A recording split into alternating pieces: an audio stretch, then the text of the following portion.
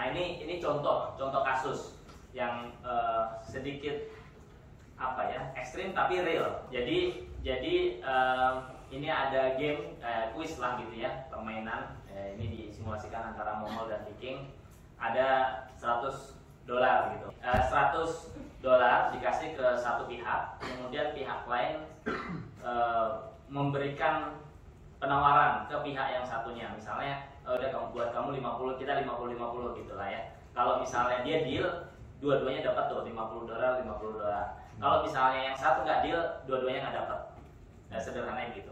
Tadi kan 80-20 ya. Misalnya pun kita kasih ke yang satunya 5% gitu ya. Kamu udah 5 aja, saya 95.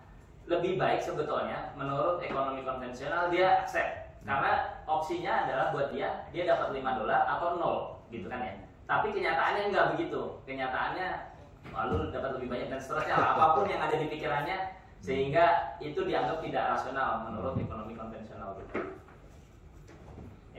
Sampaikan bahwa 99 banding 1 pun itu tetap lebih baik daripada 0 gitu. Nah, sampai sini dulu, tapi nanti saya lanjutin dikit. Saya lompat dulu ke disertasi saya gitu ya. Jadi disertasi saya itu basisnya ada program pemerintah yang memberikan bantuan, sebetulnya yang menyarankan gitu. Pemerintah itu menyarankan kepada nelayan untuk menggunakan gas. Kenapa pemerintah menyarankan ini? Karena pakai gas itu sebetulnya lebih irit daripada pakai minyak gitu, pakai BBM. Tapi masyarakat nggak mau lakukan itu, sehingga inilah disertasi saya masuk ke situ. Intinya adalah bahwa sebetulnya yang saya lakukan mau melihat mana pemerintah gagal, mana pemerintah berhasil. Tapi kan nggak mungkin saya lakukan itu. Jadi judulnya adalah peningkatan keberhasilan. Jadi pemerintah sudah berhasil, tapi bagaimana lebih meningkat lagi keberhasilannya gitu kira-kira. Nah, apa yang dilakukan? Yang dilakukan adalah beberapa hal yang bisa kita cobakan. Nanti detailnya saya coba sampaikan secara runut, tapi hal-hal kecil, contoh misalnya taruh di stiker gitu ya. Setelah kita lihat ke masyarakat, ternyata pola pikir mereka adalah nanti kalau misalnya meledak gimana di tengah laut, mati sendiri dong saya, misalnya gitu. Nah itu ditempelin stiker lah gitu ya.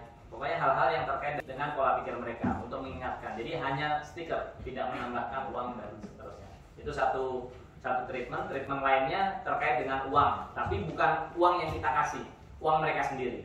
Jadi contoh adalah waktu itu mereka terbiasa membeli surat eceran gitu. Ecerannya 10.000, kita kerjasama dengan warung. 10.000 diberikan ke warung tetap, tapi mereka dapatnya gas. Gas itu kan sebetulnya 3 hari sekali baru habisnya. Tapi tetap setiap hari mereka ngasih 10.000 ke warung. Nah, tapi kan ada selisihnya tuh setelah 3 hari ya, ada selisihnya. Nah, selisihnya ini tabungan buat mereka. Jadi dikembalikan seperti cashback. Tapi bukan cashback dari pemerintah, cashback dari uang mereka sendiri. Itu oke, karena tidak ada pengeluaran dari pemerintah. Itu contoh treatment yang sangat sederhana sebetulnya. Nah, di dalam pelaksanaannya nanti dikenal beberapa hal yang seperti ini, preference misalnya. Contoh adalah kalau ada orang yang risk averse gitu ya, takut sama risiko gitu kali ya, risk lovers, suka dengan risiko. Jadi caranya kita kasih kayak tadi, misalnya dikasih hadiah gitu ya, hadiah katakanlah 100 juta gitu.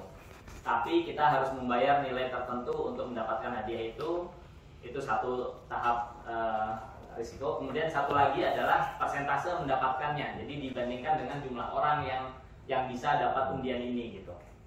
Nah dari situ bisa melihat kecenderungan orang itu seperti apa. Contoh kalau di zaman sekarang ya bisa melihat kecenderungan kalau orang desa itu cenderung risk averse atau risk lovers gitu ya. Termasuk juga terkait dengan hal apa gitu. Kenapa orang desa melakukan ini ketika ini, melakukan itu ketika itu gitu. Hal-hal ini ada studinya lanjutan.